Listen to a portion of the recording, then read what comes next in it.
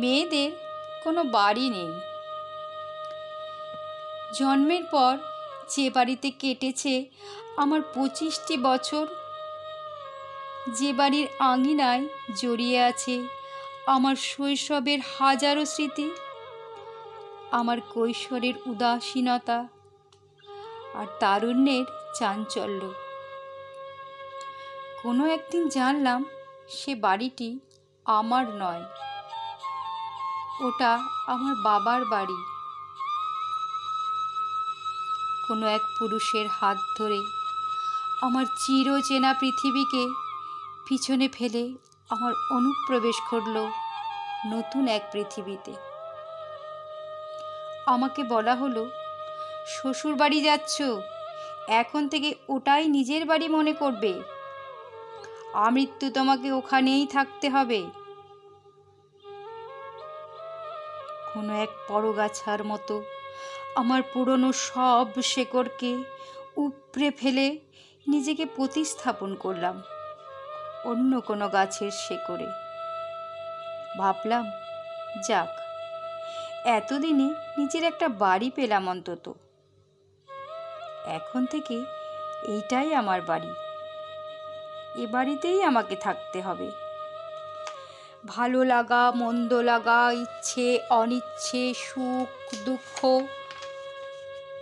দিয়ে আবার সাজাতে শুরু করলাম আমার বাড়ি। নিজের অজান্তেই নিজের বাড়ি হয়ে ওঠা এই বাড়িতে দাঁড়িয়েই কোনো একদিন শাশুড়ির মুখে শুনলাম, এটা তোমার বাবার বাড়ি নয়, এটা শ্বশুর বাড়ি, এখানে নিজের ইচ্ছে মতো চলা যায় না। শ্বশুর মশাইও গলা মিলিয়ে বললেন, শোনো বৌমা, আমার বাড়িতে থাকতে হলে আমার বাড়ির নিয়মগুলোকেই মেনে চলতে হবে। মুহূর্তেই বুঝতে পারলাম, এটা তো আমার বাড়ি নয়, এটা আমার শ্বশুর বাড়ি। সময় যেতে থাকলো, শ্বশুরমশাইও গত হলেন। উত্তরাধিকার সূত্রে বাড়িটি আমার স্বামীর হলো। ভাবলাম, যাক, অর্ধাঙ্গিনী হিসেবে এবার বাড়িটি আমারও। কিন্তু কই, পান থেকে চুন খসলে তো স্বামীর কাছ থেকেও তো শুনতে হতো, আমার বাড়িতে এসব একদম চলবে না। তার মানে বাড়িটি আমার স্বামীর, আমাদের নয়। আমাদের বলতে মানে আমার নয়। ছেলে বড় হলো, ভালো চাকরি পেল, ওর বাবা আজ নেই। উত্তরাধিকার সূত্রে এ বাড়িটা আমার ছেলের হলো।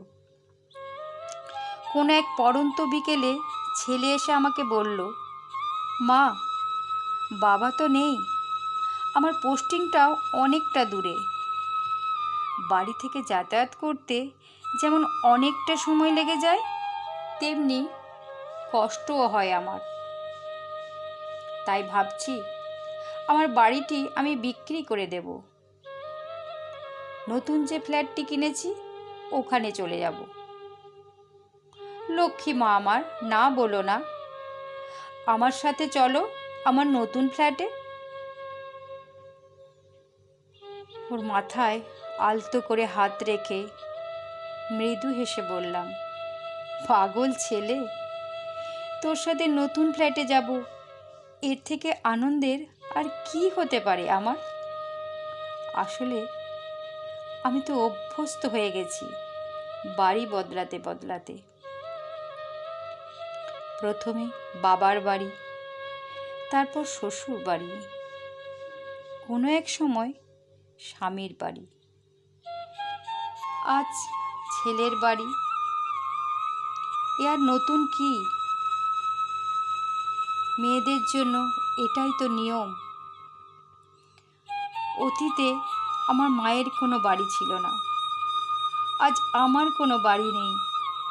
জানি ভবিষ্যতে আমার মেয়েও কোনো বাড়ি খুঁজে পাবে না।